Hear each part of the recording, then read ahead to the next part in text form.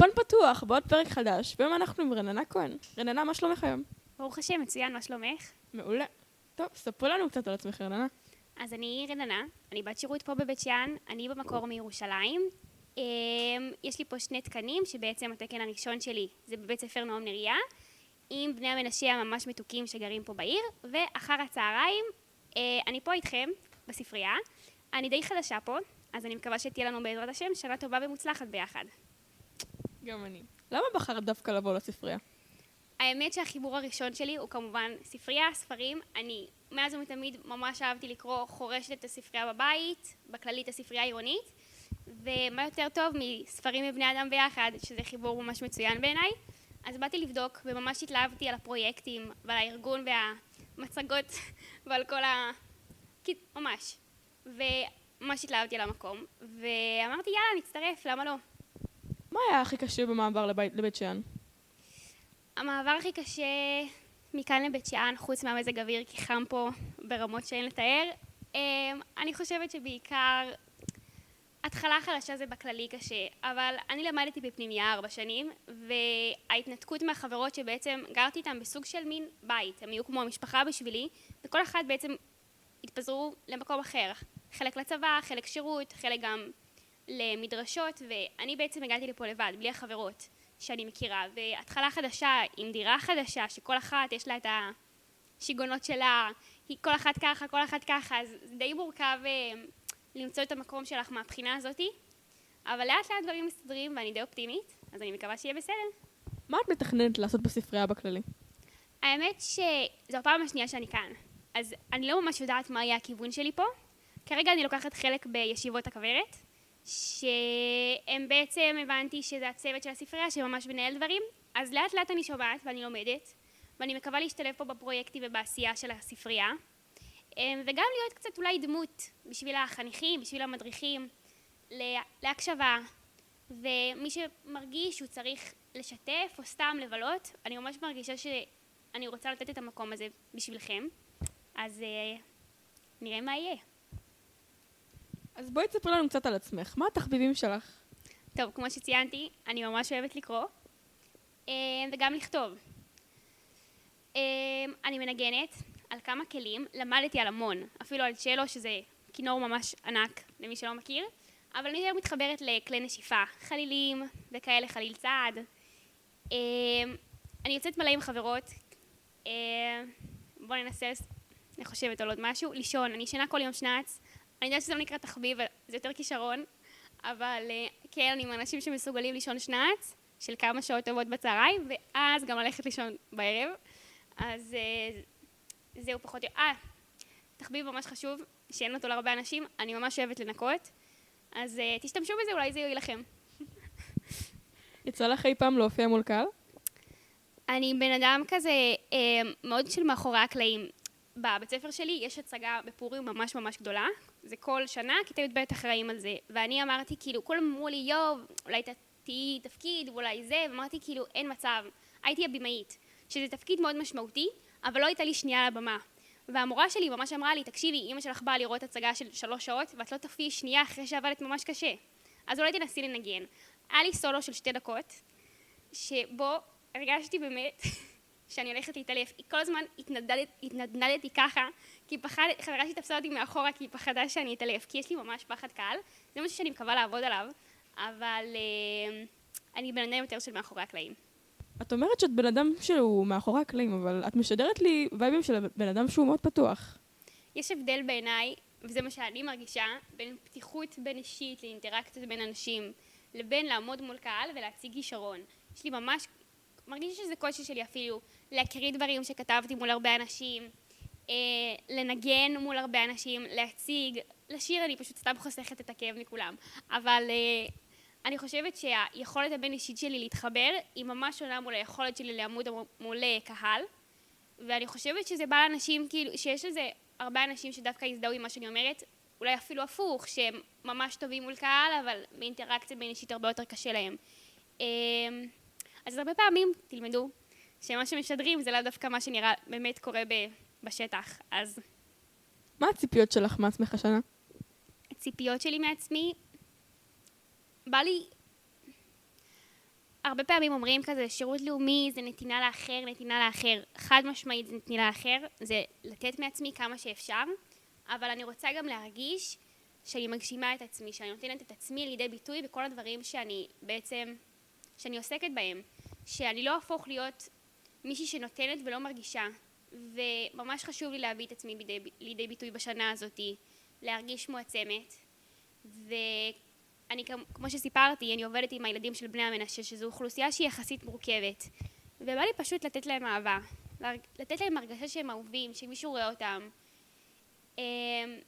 זה ילדים שלא חוגגים להם ימי הולדת, שהם לפעמים חווים אלימות בבית, שמבחינה כלכלית ממש ממש מורכב אצלם בבית. הקשיים של השפה ממש מונעים באדם להכיר חברים חדשים, ואני רוצה להיות, זה נשמע מפוצץ, אבל זה באמת, זה החלום שלי. אני רוצה להיות דמות משמעותית בשבילם, שהם ירגישו שהם יכולים לגשת אליי. וגם כמובן יש לי פה את המישור פה בספרייה, שבא לי ליהנות, בא לי להכיר, בא לי שאפילו קצת יראו בי כתובת, שזה משהו שהוא חשוב בשבילי. ואני מקווה לצאת מהשנה הזאת ולהגיד כאילו, וואו, הייתי עושה את זה שוב. יש לך איזה מודל לחיקוי שתרצי לספר לנו עליו? מודל לחיקוי? האמת שאין לי ממש מודל לחיקוי. אני בן אדם שרואה אנשים ואני אומרת, וואו, אני מלקטת תכונות. אני מלקטת תכונות אופי אצל אנשים. בחיים לא ראיתי בן אדם ואמרתי, וואו, כולו כליל השלמות. אני לא מכירה בזה שיש בן אדם שהוא מושלם, אבל אני כן יכולה ממש לראות תכונות אופי באנשים ולהגיד, וואו, את זה אני רוצה. אני יכולה לתת דוגמה, נגיד, השבוע הייתי בבר מצווה של אחד החניכים שלי, בני המנשה, והמדריך שלו ממש, הצורה שבה הוא הצליח לראות את החניך עד באמת לנבחי הנפש שלו, להבין באמת מה הוא רוצה, והוא הצליח להביא אותו למקומות של להגיד דרשה מול קהל, שזה משהו שהוא ממש קושי הרי, כי הוא לא דובר את השפה העברית, והוא הצליח לדבר בעברית, ואמרתי, זה בן אדם שיודע להתחבר לילדים ולראות אותם באמת. זה נגיד תכונה שלקחתי מבן אדם, ואני מרגישה שאני כל יום לומדת מחדש, גם מהילדים שאני איתם, מאנשי צוות, מכל בן אדם שאני פוגשת, יש משהו שאני יכולה לקחת. האם יש מישהו שהוא ממש מודל לחיקוי בשבילי? זה בעיקר עצמי. כי אני מסתכלת כל יום על עצמי ואני רואה לאן יש לי להשתפר, מה אני יכולה להתקדם הלאה, ואני מקווה שכל אחד יכול להיות מודל לחיקוי לעצמו. היה לך איזה מקרה כלשהו שגרם לך לרצות לתרום מעצמך? אני יכולה לחשוב על הרבה מקרים שאני הרגשתי חוסר בתור נערה, שחוסר אפשר לקרוא לזה רגשי, דווקא היה לי מענה. יש לי הורים שמאוד תומכים בי, היה צוות פחות או יותר באולפנה שתמך בי, אבל לפעמים אתה מרגיש את החוסר הזה, של אתה רוצה אוזן קשבת קצת בגובה שלך, אבל לא תמיד זה נמצא שם, ודווקא מתוך החוסר הזה, אתה מבין שאתה יכול לתת לאנשים למלות להם את מה שלך היה חסר. ובתיכון היו לי כמה מקרים שיכול להיות שהרגשתי קצת לבד, למרות שהייתי מוקפת חברות, וסתם אפילו יום מעצבן שרציתי אחריו אוזן קשבת, ולא תמיד הרגשתי שיש לי את הכתובת. ומתוך זה אני מגיעה למקום שאני רוצה לתת לעצמי את מה שלי היה חסר. ואני מקווה שזה משהו שאני באמת אוכל לעמוד בו ולעשות אותו. וזהו. והמעבר בין התיכון לשנת שירות, איך זה מרגיש בעצם לעבור ישר? וואי, האמת שזה הזוי, כי עד לפני שנייה הייתי תלמידה בעצמי, זה ברמת אני קוראת למורות אצלי בבית ספר, אני קוראת להם המורה, וכל פעם מחדש שזה מצחיק אותם, אבל קשה לי לצאת מהמיינד, שאני כבר לא תלמידה, שהחיים שלי הם ברשות עצמי, שמורות לא יכולות להעיר לי, או אני לא תחת חסותה, אני אקרא לזה ככה, והלו"ז שלי הוא די תלוי בי, שזה משהו שזה קשה. אף אחד לא אומר לי מתי לקום בבוקר, או מתי ללכת לישון, או יש לי מבחן מחר או בגרות, זה לא ככה. החיים שלי מתנהלים על זה שאני צריכה ללכת לבנק ולקופת חולים, ואני נמצאת בדירה 2.5 מרחק מהבית, ואני לא יכולה לברוח לאמא ואבא על כל דבר קטן שקורה. וזה קשה להסתגל למציאות הזאת. מבחינה שנייה זה גם מאוד כיף. שאני חיה את החיים שלי כמו שאני בוחרת להיות. זה לא שעד עכשיו חנקו אותי או מנעו ממני דברים, אבל עכשיו זו בחירה באמת שלי, להמשיך את הדרך שאני גדלתי עליה, ואני מאוד מאמינה בזה וזה מאוד משמח אותי. מה הזיכרון הכי זכור לך שהלך בפנימיה? הזיכרון מהפנימיה, וואו, זו שאלה סופר טובה. כן, וואי, יש לי. היה יום ממש חם, זה היה במעלה אדומים, זו עיר ממש חמה עם לחות מטורפת. ואני וחברות שלי, הפנימיה זה היה מבנה, ויש מין כזה מדרון של דשא סינתטי עד לחדרים. אז לקחנו ניילונים מהחדר אוכל, וכיסינו את כל המדרון, ושמנו מלא סבון, ולקחנו את הזרנוקים של המכבי אש, ושטפנו ופשוט החלקנו. כאילו, ממש. ואז משם זה התגלגל עם מלחמת מים, ואני תפסתי את הזרנוקים, וברוב טיפשותי, לא חשבתי על זה מראש, ריססתי את כל הארונות חשמל של הפנימיה. עכשיו זה היה כמו בסרטים, שפתאום זה כזה תיק, וכל החשמל יורד בעיר, ככה. ולא ידענו מה לעשות. היינו רטובות, מכף רגל עד ראש, ואז אחד מהבעלים של האימהות בית הגיע בריצה, כולו חצי לבוש בערך עם כפכפים, 12:30 בלילה. מה קורה פה? מה קורה פה? ואנחנו כזה, ירד גשם, נרטב, לא ידענו מה להגיד. וזה לא נעים לאף אחד, גם לא לנו, כי לא היה מזגנים כל הלילה, ולא היה חשמל, וממש הפלנו גם את האשמה אחת על השנייה, לא היא עשתה את זה, ואז יום אחרי זה היה לנו שיחת שימוע, נצטרך לדבר עם ההורים שלכם, טטטם, האם בית ממש כעסה עלינו ברמות, שזה מובן, כן, זה היה מטומטם, לא לעשות את זה. אבל היה לנו מזל, ויצא באותו ערב לחופשת לידה, ומאז אני לא יודעת מה קורה עם הארונות חשמל האלה, אבל אני לא שילמתי עליהם, אז תחשבו לפני שאתם עושים דברים שאולי לא יהיו חכמים בסוף. זהו. מהזמן הקטן שאת פה בספרייה, את יכולה להגיד כאילו שאת מרגישה כבר שייכת?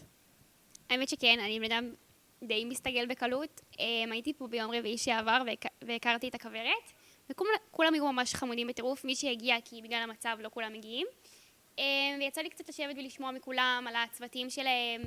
אם אני לא טועה, ליאב הוא אחראי על ההרכב, שזה מגניב ברמות. אני קצת בונה על זה שהם ילמדו אותי גיטרה, כי יש לי גיטרה אקוסטית שיושבת בחדר קצת בודדה ומחכה שמישהו ינגן עליה. ובכללי ממש התלהבתי. כולם כאילו, מרגיש לי שזה מקום שכל אחד יכול להביע את עצמו, בלי לפחד או להרגיש מאוים או לא בנוח עם מישהו או מישהי. וזה משהו שהוא מאוד יפה בעיניי, כי זה לא משהו שהוא נפוץ בקרב, אני יכולה להגיד שבתור בת נוער הייתי שופטת. כאילו הייתי כזה, כמו כולם, האמת, כאילו מי את ולמה את וננננה. אז אני מאוד שמחה בשבילי ובשבילכם שיש לנו את המקום שבו אנחנו יכולים להרגיש בנוח עם עצמנו, ואני ממש מרגישה את זה, שזה מקום שמקבל את כולם, ויש אווירה נעימה, ועושים דברים ותורמים לנו ולקהילה, וזה מהמם. אז הרגשתי שהשתלבתי, ושבעזרת השם יש לי דרך ארוכה פה. ואני מקווה שאתם מרגישים גם בנוח איתי. רננה, איזה שאלה היית הכי רוצה שישאלו אותך? הייתי יכולה לבקש שתשאלו נגיד, שאני יכולה לספר פרט מעניין על עצמי. אז אני יכולה לספר כשהייתי קטנה, גרתי 2 בדטרויט בארצות הברית, היינו בשליחות עם ההורים, אני ואחותי הגדולה, שכרגע בשליחות עם עצמה באוסטריה, שזה מעורר געגועים קלים, וזה היה ממש מגניב. אני לא זוכרת מזה הרבה, אבל מה שאני כן זוכרת זה המון שלג, שאין פה, לא בבית שאן, וגם לא הרבה פעמים בארץ. ואני חושבת שעצם ההתנדבות המשפחתית כן כזה נותנת כוחות כזה של ללכת להתנדב בחוץ, וזה ממש מגניב. זה זיכרון כיפי כזה של כמה שנים. ועוד משהו שהרבה אנשים לא יודעים עליי, זה קצת מוזר, אני יכולה להגיד את זה, אוקיי, פשוט מלא, חצי מהאנשים, רוב האנשים שפגשתי פה שואלים אותי, הדתייה? ואז אני אומרת להם, כן, ואז הם אומרים, אז מה זה אומר? ואז הם ממש מתחילים לחקור אותי על זה, כאילו מישהו שאל אותי, אם אני אוכל בשר וחלב ביחד, מותר לי לברך על זה? עכשיו, אני רוצה להגיד, כן, אני דתייה, זה לא אומר שאני הרבנית שלכם, אני ממש לא באתי לגרום לכם להיות דתיים, או הדתה וכולי וכולי, אני באתי כי אני רננה, ומי שאני לא אמור לאיים עליכם באף צורה, אוקיי? כן, אני מתלבשת בצניעות ואני שומרת נגיעה, למי שלא יודע מה זה אומר שאני לא נוגעת בבנים, חוץ מבעלי שיהיה בעזרת השם, וזה האורח חיים שלי, ואם יש לכם שאלות, אתם בכיף יכולים לשאול, אבל אל תרגישו מאוימים מזה, כי זה סתם חבל בשבילכם. אני ממש כמוכם, אתם ממש כמוני, אז תרגישו בנוח. מה הכי מעצבן אותך ומה הכי משמח אותך? הכי מעצבן אותי זה לחזור הביתה או לדירה, ולראות שיש בלגן ולכלוך, זה מטריף אותי, אני יכולה מכירים את זה שאתם נכנסים למרמרה שחורה כזאת, ואתם מדברים לעצמכם כזה, החיים שלי חרא, החיים שלי רעים, אני רוצה למות, כזה. אני יכולה ככה להסתובב בבית, ותוך כדי לבכות מעצבים כזה, שאני רואה שכל הכלים בכיור ולא הכנסו למדיח, או שבונות בדירה הכינו איזה משהו מגעיל כזה, ואני צריכה עכשיו לנקות את זה, זה עושה לי מר בנפש, ומה שהכי משמח אותי, שאנשים שאני אוהבת מראים לי אהבה. זה תמיד מחמם לי את הלב, להרגיש, לקבל פידבקים של אהבה, אנחנו מעריכים אותך, אנחנו אוהבים אותך, כל אחד אוהב להרגיש אהוב. וברוך השם, אני מרגישה אהובה, אבל תמיד כיף לשמוע פידבק כזה, זה מאוד משמח אותי, וכמובן לקבל מתנות. יש לך איזה מוטו או משפט לחיים שאת לוקחת לעצמך? יש לנו מוטו בכללי במשפחה שאני מאוד מאמינה בו, והוא אומר באנגלית, סורי על המבטא הכושל, sharing is caring, שזה בעצם אומר שיתופיות זה אכפתיות. אני בן אדם שמאמין בשיתוף, בכנות, דברו מה שעל הלב שלכם. אני לא בן אדם של משחקים. אם אני ארגיש משהו, אני אלך ואגיד אותו לבן אדם הזה, ממש מאמינה בזה, קחו את זה אצל החיים, אל תשמרו דברים בלב, שתפו, דברו, ספרו, תעמדו על הדעה שלכם, הכי בעולם. טוב, תודה רבה. איך היה לך הרעיון? היה כיף, אני מקווה להגיע לפה שוב. היה מדהים, ותודה רבה לך, המראיינת הממש מוצלחת. נתראה בפרק הבא של אולפן פתוח.